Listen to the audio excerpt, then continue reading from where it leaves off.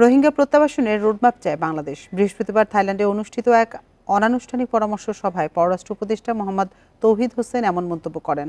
বলেন, মিয়ানমারে স্থায়ী শান্তি, স্থিতিশীলতা ও গণতন্ত্র দেখতে আগ্রহী বাংলাদেশ। আশ্রিত রোহিঙ্গাদের নিরাপত্তা ও মর্যাদার সঙ্গে নিজ দেশে ফিরতে বাংলাদেশ রাখাইন রাজ্যে অনুকূল পরিবেশ দেখতে চায় বলেও মন্তব্য করেন তৌহিদ হোসেন। মিয়ানমারে শান্তি, নিরাপত্তা ও গণতন্ত্র পুনরুদ্ধারে আরও সক্রিয় ভূমিকা পালনের জন্য আঞ্চলিক জোট, আসিয়ান এবং অন্যান্য প্রধান আঞ্চলিক পক্ষগুলোর প্রতি আহ্বান জানান তিনি। গত কয়েক মাসে মিয়ানমার থেকে ৮০,০০০ রোহিঙ্গা বাংলাদেশে প্রবেশ করেছে। প্রতিবেশী ৫ দেশের মন্ত্রীদের সঙ্গে এই বৈঠকে উপস্থিত ছিলেন মিয়ানমারের উপপ্রধানমন্ত্রী ও পররাষ্ট্রমন্ত্রী থান সোয়ে। আজ মিয়ানমার ইস্যুতে বৈঠক করবেন আসিয়ানভুক্ত দেশের পররাষ্ট্রমন্ত্রীরা।